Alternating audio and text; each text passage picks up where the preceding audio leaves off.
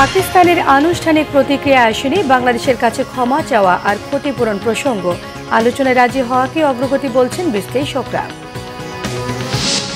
ভারতে মুসলিম নিপীড়নের প্রতিবাদে ঢাকায় বিক্ষোভ। ভারতকে হিন্দু রাষ্ট্র বানানোর ষড়যন্ত্র করছে বিজেপি সরকার, অভিমত বিশ্লেষকদের।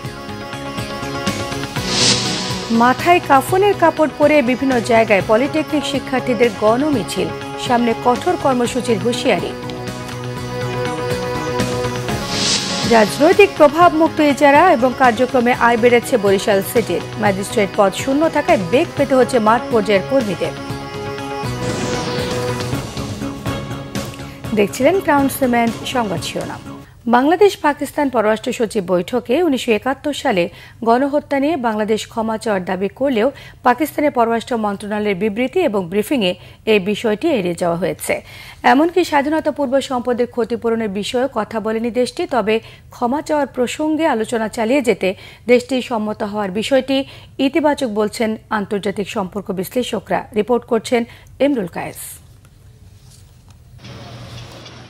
বৃহস্পতিবার অনুষ্ঠিত বাংলাদেশ পাকিস্তান পররাষ্ট্র সচিব পর্যায়ের বৈঠকে স্বাধীনতা পূর্ব সম্পদ ফেরতের পাশাপাশি 1971 সালে চালানো গণহত্যার জন্য পাকিস্তানকে ক্ষমা চাওয়ার দাবি জানায় বাংলাদেশ। 1971 সালে পাকিস্তানের তৎকালীন সশস্ত্র বাহিনী কর্তৃক সংঘটিত গণহত্যার জন্য আনুষ্ঠানিকভাবে ক্ষমা চাওয়া। তবে পাকিস্তানের দেয়া বিবৃতিতে এ বিষয়ে কোনো উল্লেখই করা হয়নি। এমনকি পাকিস্তানের পররাষ্ট্র সচিবের সফর পরবর্তী ব্রিফিংয়েও এ নিয়ে কথা বলেননি দেশটির পররাষ্ট্র মন্ত্রণালয়ের মুখপাত্র। ব্যবসা বাণিজ্য, শিক্ষা, কৃষি সহ বিভিন্ন বিষয়ে সহযোগিতার কথা বললেও ক্ষমা চাওয়া সংক্রান্ত আলোচনা কিংবা 1971 সাল নিয়ে একটি শব্দ উচ্চারণ করেননি তিনি। Pakistan and Bangladesh convened the 6th round of foreign secretary level bilateral consultations in Dhaka. পাকিস্তানের পররাষ্ট্র সচিবের সফর নিয়ে পররাষ্ট্র উপদেষ্টা তৌহিদ হোসেনকে প্রশ্ন করা হলে কোনো মন্তব্য করতে রাজি হননি তিনি। পাকিস্তানের এটা ছিল অ্যাবসলিউটলি কার্সি করেন আমার সাথে, কারণ তার মিটিং ছিল ফরেন সেক্রেটারির সাথে। ফরেন সেক্রেটারি কি আলাপ হয়েছে এটা তো বলেছেন, এ নিয়ে আমি আর কোনো কথা বলতে চাই না।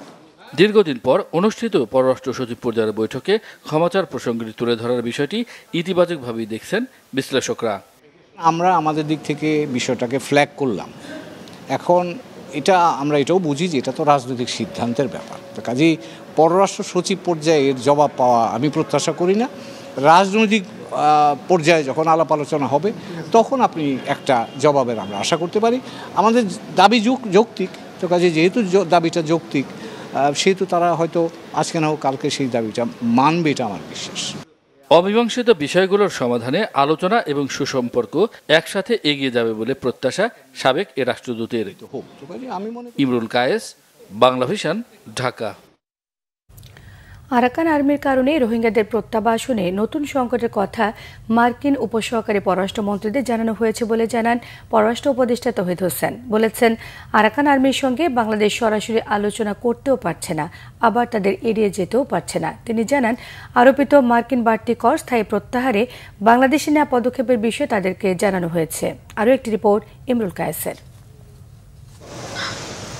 বৃহস্পতিবার 2 মার্কিন উপসহকারী পররাষ্ট্রমন্ত্রীর সাথে বৈঠকে অন্যান্য বিষয়ের পাশাপাশি রোহিঙ্গা প্রত্যাবাসন ইস্যু গুরুত্ব পায়। পররাষ্ট্র উপদেষ্টা তৌহিদ হোসেন বলেছেন, আরাকানের বেশিরভাগ এলাকা আরাকান আর্মির দখলে থাকায় প্রত্যাবাসনে নতুন বাস্তবতার বিষয়টি মার্কিন মন্ত্রীদের জানানো হয়েছে।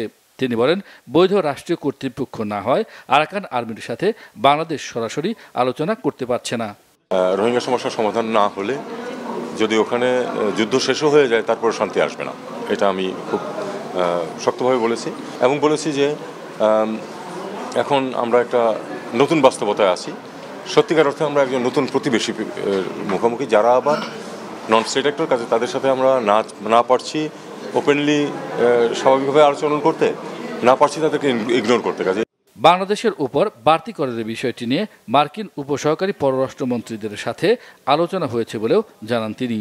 ট্যারিফের প্রসঙ্গ উঠেছে এবং আমরা বলেছি যে আমরা তো চেষ্টা করছি তোমাদের বাণিজ্য বাধা কমিয়ে আনতে। এবং আমি আরেকটা পয়েন্ট উল্লেখ করেছি যে আসলে তো যেই দুই পক্ষের মধ্যে তফাৎটা যতটা বলা হয় অতটা তো আসলে না, কারণ সার্ভিসেস সেক্টরে তো আমরা প্রচুর আমদানি করি তোমাদের এখান থেকে। উপদেষ্টা জানান, বিদেশগামীদের 80% সমস্যা ঢাকা থেকে সৃষ্টি আর 20% হয় গন্তব্য দেশে গিয়ে। এসব সমস্যা সমাধানে কূটনীতিকদের নির্দেশ দেন তিনি। রাজধানীর ফরেন সার্ভিস একাডেমিতে ফরেন সার্ভিস দিবসের অনুষ্ঠানে এসব কথা বলেন তৌহিদ হোসেন। ইমরুল কায়েস, বাংলা ভিশন, ঢাকা। ভারতে বিতর্কিত ওয়াকফ বিল পাস এবং মুসলিম অধিকার খর্ব করা এবং ফিলিস্তিনি ইসরায়েলি বাহিনীর গণহত্যার প্রতিবাদে বিক্ষোভ সমাবেশ এবং গণমিছিল করেছে জমিয়তে উলামায়ে ইসলাম বাংলাদেশ সহ কয়েকটি ইসলামী দল। গতকাল জাতীয় মসজিদ বাইতুল মোকাররমের উত্তর গেটে জুমা নামাজ শেষে বিক্ষোভ কর্মসূচি পালন করা হয়েছে। মুসলমানদের ওপর বর্বর হামলার প্রতিবাদে ইসরায়েল এবং ভারতের বিরুদ্ধে বিভিন্ন স্লোগান দেন বিক্ষোভকারীরা। এ সময় তারা ইসরায়েলের সরকার প্রধান নেতানিয়াহুর বিচার দাবি এবং তাদের পণ্য বয়কটের আহ্বান জানান। ভারতে মুসলমানদের উপর নির্যাতন এবং নিপীড়নের ঘটনায় কঠোর নিন্দা জানানো হয়েছে এবং ভারতের প্রধানমন্ত্রী নরেন্দ্র মোদীর বিচার দাবি করেছেন তারা। ভারত ও ইসরায়েলের বিরুদ্ধে শক্ত প্রতিরোধ গড়ে তোলার আহ্বান জানান সংগঠনগুলোর নেতারা। পরে একটি বিক্ষোভ মিছিল বিজয়নগর ঘুরে বাইতুল মোকাররমের সামনে গিয়ে শেষ হয়েছে। ভারত একক হিন্দু রাষ্ট্র কায়েম করতে গেলে মুসলমানরা নয়, বরং দেশটির হিন্দুরাই ক্ষতিগ্রস্ত হবেন। ভারতে মুসলমানদের নিপীড়ন এবং উৎখাতকে প্রকৃতি এবং নীতিগত সিদ্ধান্তের বিপক্ষে অবস্থান বলে মনে করছেন বিশ্লেষকরা। এই সংঘাত ভারতের ভৌগোলিক অস্তিত্বকে হুমকির মুখে ফেলতে পারে এমন আশঙ্কার পাশাপাশি পুরো দক্ষিণ এশিয়ায় বৃহত্তর সংঘাত তৈরি করবে বলে মনে করছেন তারা। ভারতে মুসলিম নিপীড়ন বন্ধে ওআইসি এবং জাতিসংঘকে এগিয়ে আসার আহ্বান জানিয়েছেন বিশ্লেষকরা। রিপোর্ট করছেন ওবায়দুল্লাহ মামুন। ভারতে মুসলিম নিপীড়নের বিষয়টি বিভিন্ন সময় আলোচিত হয়ে আসছে। শুধু ধর্মীয় নয়, আর্থিক, সামাজিক, এমনকি সরকারি সুযোগ সুবিধার মতো বিষয়গুলিতেও মুসলমানদের বঞ্চিত করার অভিযোগ পুরনো। বিভিন্ন ইস্যুতে হামলা চালানো আর হতাহতের ঘটনা ঘটছে প্রায়। সবশেষ একটি মসজিদ থেকে মুসল্লিদের বের হওয়ার সময় বেধড়ক লাঠিপেটা করে পুলিশ। কোথাও আবার মসজিদের সামনে উচ্চস্বরে গান বাজিয়ে ধারালো অস্ত্র উঁচিয়ে মহড়া দিচ্ছে উগ্রপন্থীরা। সমগ্র ভারতে আরএসএস ও বিজেপির একক হিন্দুত্ববাদী রাষ্ট্র প্রতিষ্ঠা করতে আসাম, মহারাষ্ট্র ও ঝাড়খণ্ড সহ বিভিন্ন রাজ্যে চলছে মুসলিম নির্যাতন। শুধু মুসলিমদের উপরই নয়, অন্য জাতিগোষ্ঠীর মানুষের উপরও হচ্ছে হামলা। সবকিছুর পেছনের কারণ ভারতকে হিন্দু রাষ্ট্র করার পায়তারা। আন্তর্জাতিক সম্পর্ক বিশ্লেষকরা বলছেন, মুসলিম নির্যাতন বন্ধ না করলে হুমকিতে পড়তে পারে বৃহত্তর ভারতের অস্তিত্ব। ভারতের আপনার 30 কোটি মুসলমান বা সংখ্যালঘু অন্য জাতিগোষ্ঠী, খ্রিস্টান সম্প্রদায় বা বৌদ্ধ, তাদেরকে আপনি যদি রুট আউট করে একক হিন্দু রাষ্ট্র করতে চান বা তাদেরকে দ্বিতীয় শ্রেণীর নাগরিক করতে চান, সেটা কখনোই সম্ভব হবে না। সেটা শুধু ভারতের ভৌগোলিক অস্তিত্ব না, হুমকির সম্মুখীন করবে না, এই অঞ্চলে দক্ষিণ এশিয়াতে বৃহত্তর সংঘাত তৈরি করবে। এবং সেখানে যেহেতু মুসলিম ধনী রাষ্ট্রগুলো আপনার সদস্য, তারা যদি চায় সত্যিকার তারা যে মেন করে, তারা কিন্তু সাংঘাতিকভাবে প্রেসার দিতে পারে। বিশেষ করে ভারতের সাথে আপনার মুসলিম দেশগুলো কিন্তু ব্যাপক ব্যবসায়িক সম্পর্ক রয়েছে। দেশটিতে মুসলিম নিপীড়ন বন্ধে আন্তর্জাতিক অঙ্গনে জনমত গড়ার পাশাপাশি ওআইসি ও জাতিসংঘকে এগিয়ে আসার আহ্বান তাদের। সেকুলার ভারতে ফেরার কোনো বিকল্প নাই। খুব দ্রুত ভারতের মানুষ যদি সিদ্ধান্ত না নেয় যে তারা এই বিজেপি আরএসএসের খপ্পর থেকে যদি মুক্তি না হয়, তাহলে ভারতের কিন্তু অস্তিত্ব হুমকির মুখে পড়বে। মুসলিম যারা মোড়ল, তাদেরকে যদি ওইভাবে চাপ দিতে পারে যে আপনারা একটা শক্ত অবস্থান গ্রহণ করুন, তখন বাধ্য হবে যে অর্থনীতি এমন একটা জিনিস, অর্থনীতি যদি একটা ভঙ্গুর হয়ে পড়ে, মেরুদণ্ড যে দুর্বল হয়, তখন আমি যে কোনো ছাড় দেব। সম্প্রতি যুক্তরাষ্ট্রের রিলিজিয়াস ফ্রিডম কমিটি ভারতকে জাতিগত নিপীড়ন বন্ধে সতর্ক করলেও কর্ণপাত করেনি মোদী সরকার। ওবায়দুল্লাহ মামুন, বাংলা ভিশন, ঢাকা। 6 দফা দাবি আদায় এবং কুমিল্লায় শিক্ষার্থীদের উপর হামলার প্রতিবাদে কাফনের কাপড় পরে গণমিছিল করেছেন কারিগরি শিক্ষার্থীরা। অবিলম্বে দাবি না মানলে সারা দেশের পলিটেকনিক ইনস্টিটিউটগুলোর ছাত্র প্রতিনিধিদের সঙ্গে সমন্বয় করে আরও কঠোর কর্মসূচি দেওয়ার হুঁশিয়ারি দিয়েছেন কারিগরি ছাত্র আন্দোলনের নেতারা। রিপোর্ট করছেন শুভ মাহফুজ। জুনিয়র ইনস্ট্রাক্টর পদে ক্রাফট ইনস্ট্রাক্টরদের অবৈধ পদোন্নতির রায় হাইকোর্ট কর্তৃক বাতিল করার পাশাপাশি ক্রাফট ইনস্ট্রাক্টর পদবি পরিবর্তন ও মামলার সঙ্গে সংশ্লিষ্টদের স্থায়ীভাবে চাকরিচ্যুত করা সহ 6 দফা দাবিতে দীর্ঘদিন ধরে আন্দোলন করে যাচ্ছেন পলিটেকনিক ইনস্টিটিউটের শিক্ষার্থীরা। গত বুধবার রাজধানীর তেজগাঁও এলাকায় সড়ক অবরোধ করে বিক্ষোভ করেন শিক্ষার্থীরা। পরে বৃহস্পতিবার সারা দেশে রেলপথ অবরোধের ঘোষণা দেওয়া হলেও সরকারের আশ্বাসে তা স্থগিত রাখা হয়। বৈঠক হয় শিক্ষা মন্ত্রণালয়ের কর্মকর্তাদের সাথে। বৈঠকে মন্ত্রণালয় থেকে দৃশ্যমান পদক্ষেপের আশ্বাস না পেয়ে দাবি আদায়ে আন্দোলন চালিয়ে যাওয়ার ঘোষণা দেন তারা। শুক্রবার বাদ জুমায় রাজধানীর তেজগাঁও এলাকায় কাফনের কাপড় বেঁধে মিছিল বের করেন শিক্ষার্থীরা। দাবির পক্ষে নানা যুক্তি তুলে ধরেন তারা। কাফেট ইন্সট্রাক্টরদের আমরা মামা করে ডাকতাম, এখন তাদেরকে যে হাইকোর্টের রায়ের প্রেক্ষিতে আমাদের এখন তাদের স্যার বলতে হবে। তাদের বিরুদ্ধে আমাদের আন্দোলন। তারা যদি ওইখান থেকে 30% নিয়ে নেয় তখন থেকে আমাদের জব সেক্টরটা ব্লক হয়ে যাবে, তখন আমরা কোথায় জব করবো? এসএসসি এবং এইচএসসি ভোকেশনাল থেকে আসে, আর আমরা করি ডিপ্লোমা ইঞ্জিনিয়ারিং। তারা কিভাবে ওই সমমান শিক্ষাগত যোগ্যতা এসে আমাদেরকে এই ডিপ্লোমা ইঞ্জিনিয়ারিং এর বিভিন্ন ল্যাব শিখাবে? দাবি না মানলে সারা দেশের সাথে সমন্বয় করে আরও কঠোর কর্মসূচির কথা জানালেন নেতারা। আমাদের আন্দোলন কোনোভাবে বন্ধ থাকবে না। যেরকম আমরা সরকার পক্ষের প্রতি সম্মান রেখে গত রেল অবরোধ আমরা প্রত্যাখ্যান করে অথবা স্থগিত করে বৈঠকে গিয়েছিলাম, সেই বিষয়টা আর আমরা ঘটাবো না। আন্দোলন চলমান থাকবে। আন্দোলনের পাশাপাশি যদি বৈঠকের প্রস্তাব দেওয়া হয়, বৈঠক চাওয়া হয় যে কিভাবে কাজ করা যায়, সেই সুযোগ ছাত্র সমাজ অবশ্যই দিবে। এ সময় কুমিল্লায় শিক্ষার্থীদের উপর হামলায় জড়িতদের আইনের আওতায় আনার দাবিও জানান কেন্দ্রীয় প্রতিনিধিরা। কোন তৃতীয় পক্ষ আমাদের সেনাবাহিনী সেনা ভাইদের উস্কে দিচ্ছে, আমাদের ভাইদের উপর গুলি চালিয়েছে, সেই গুলির সুষ্ঠু প্রমাণ সহ আমাদের কাছে আছে। আমরা চাই এই সুষ্ঠু এই হামলার সুষ্ঠু বিচার করা হোক, সুষ্ঠু তদন্ত চালানো হোক। শুভ মাহফুজ, বাংলা ভিশন, ঢাকা। এদিকে দেশের বিভিন্ন জায়গায় কাফনের কাপড় পরে বিক্ষোভ করেছেন পলিটেকনিক ইনস্টিটিউটের শিক্ষার্থীরা। গতকাল দুপুরে ময়মনসিংহ পলিটেকনিক ইনস্টিটিউটের সামনে থেকে বিক্ষোভ মিছিল বের হয়ে নগরীর চরপাড়া মোড় ঘুরে আসে। কুমিল্লায় শিক্ষার্থীদের ওপর পুলিশের হামলার ঘটনায় প্রশাসনকে ক্ষমা চাওয়ার আহ্বান জানান বিক্ষুব্ধরা। বিক্ষোভ মিছিল এবং অবস্থান কর্মসূচি পালন করেছেন সিলেট পলিটেকনিক ইনস্টিটিউটের শিক্ষার্থীরাও। মাথায় কাফনের কাপড় বেঁধে মিছিল সহকারে ক্যাম্পাসে জড়ো হন তারা। ৬ দফা বাস্তবায়নের দাবি এবং কুমিল্লায় পলিটেকনিক শিক্ষার্থীদের ওপর হামলার প্রতিবাদে মাথায় কাফনের কাপড় পরে মিছিল করেছেন নরসিংদী পলিটেকনিক ইনস্টিটিউটের শিক্ষার্থীরা। ইনস্ট্রাক্টরদের অবৈধ পদোন্নতি রায় হাইকোর্ট কর্তৃক বাতিল, ক্রাফট ইনস্ট্রাক্টর পদবি পরিবর্তন এবং মামলার সঙ্গে সংশ্লিষ্টদের স্থায়ীভাবে চাকরিচ্যুত করা সহ ৬ দফা মেনে নেওয়ার দাবি জানিয়েছেন শিক্ষার্থীরা। রাজনৈতিক প্রভাবমুক্ত হয়ে বিধি অনুযায়ী কাজ করা এবং ইজারা প্রক্রিয়া স্বচ্ছ হওয়া সহ নানা কারণে রাজস্ব আয় বেড়েছে বরিশাল সিটি কর্পোরেশনে। উপকৃত হচ্ছে সরকার ও জনগণ, তবে ম্যাজিস্ট্রেট পদ শূন্য থাকায় বেগ পেতে হচ্ছে মাঠ পর্যায়ের কর্মীদের। রিপোর্ট করছেন শাহিন হাসান। ১৭ বছর পর সর্বোচ্চ দরদাতাকে প্রকাশ্যে হাটবাজার ইজারা, স্টল বরাদ্দ, ৭ বছর পর ঝুলে থাকা অটোরিকশার নবায়ন দিয়েছে বরিশাল সিটি কর্পোরেশন। এর বাইরে ট্রেড লাইসেন্স, হোল্ডিং ট্যাক্স, বাজার ও স্টল, পানি বিল উত্তোলনে আগের তুলনায় রাজস্ব বেড়েছে ১.৫ গুণ। হাটবাজার ইজারায় উন্মুক্ত অংশগ্রহণ এবং অটোরিকশার টোকেন নবায়নে খুশি নগরবাসী। আজকে এই ফ্যাসিস্ট শেখ হাসিনা যাওয়ার পরেই সিটি কর্পোরেশন এটা নজিরবিহীন হয়েছে। আমরা স্বতঃস্ফূর্তভাবে সাধারণ ঠিকাদারের মতোই আমরা দরপত্র জমা দিয়েছি এবং আমরা অংশগ্রহণ করেছি। আপনি যদি ওপেন টেন্ডারের মাধ্যমে দিয়ে থাকেন, সর্বোচ্চ দরদাতা পাইছে, এরকম যদি থাকে তাহলে তার কোনো অভিযোগ নেই।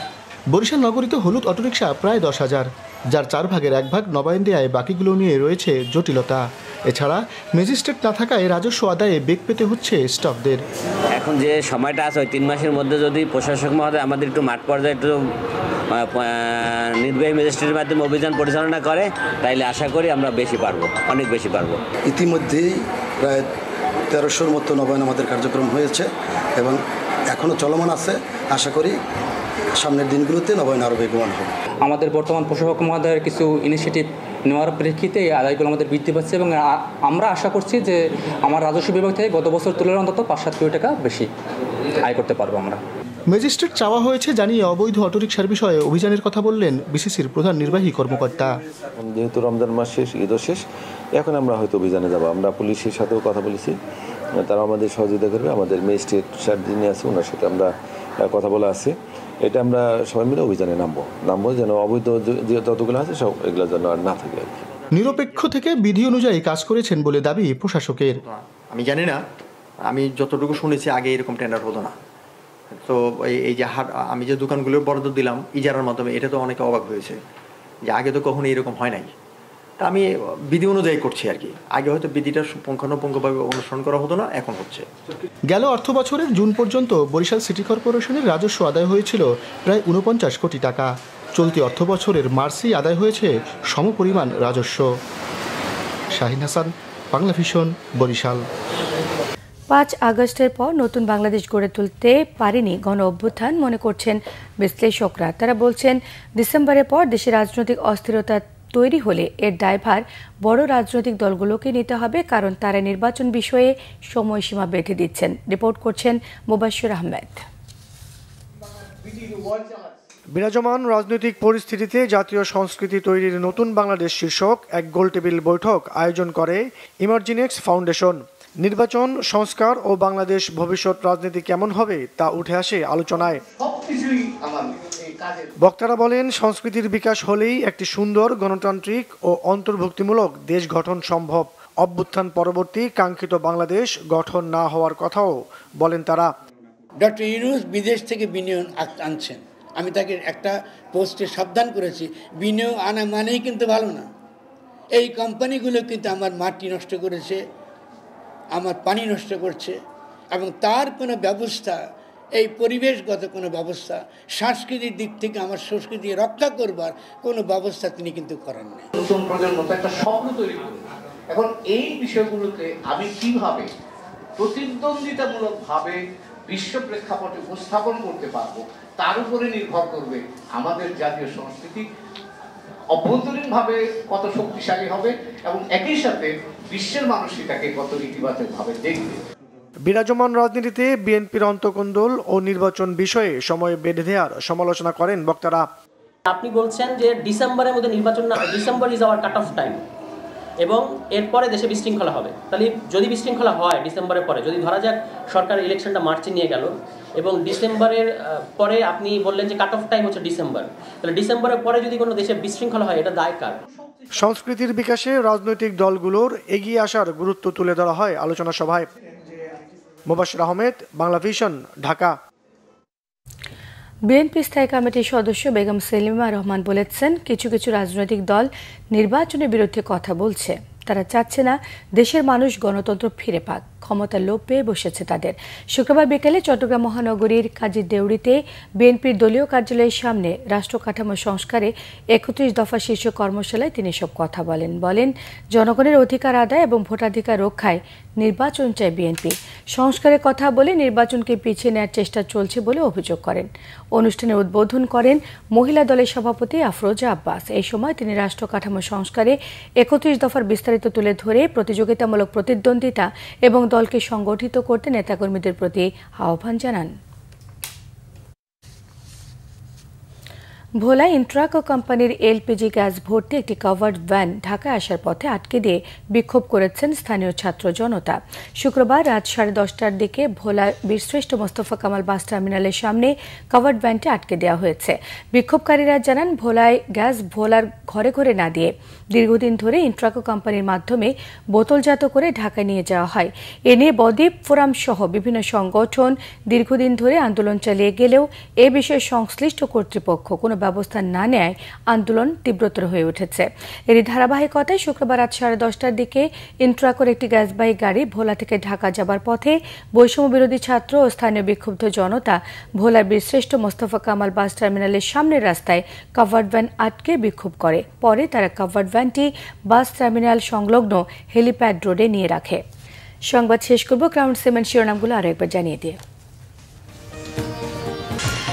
পাকিস্তানের আনুষ্ঠানিক প্রতিক্রিয়া আসেনি বাংলাদেশের কাছে ক্ষমা চাওয়া আর ক্ষতিপূরণ প্রসঙ্গ, আলোচনায় রাজি হওয়াকে অগ্রগতি বলছেন বিশ্লেষকরা।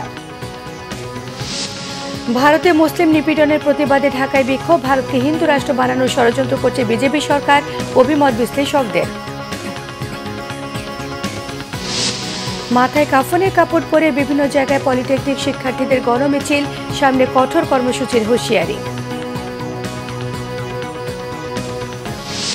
রাজনৈতিক প্রভাব মুক্ত ইজারা ও কার্যক্রমে আয় বেড়েছে বরিশাল সিটির, ম্যাজিস্ট্রেট পদ শূন্য থাকায় বেগ পেতে হচ্ছে মাঠ পর্যায়ের কর্মীদের। এই ছিল এখনকার মতো। পরের সংবাদ সকাল 10টায়, 9টায় রয়েছে নিউজ টপ 10 দেখার আমন্ত্রণ রইল। এছাড়া বাংলা ভিশন সংবাদ ও সংবাদ সংশ্লিষ্ট অনুষ্ঠান দেখতে ভিজিট করুন www.bbnews24.com, facebook.com/banglavishnnews, সাবস্ক্রাইব করুন youtube.com/banglavishnnews। সঙ্গে থাকায় সবাইকে ধন্যবাদ।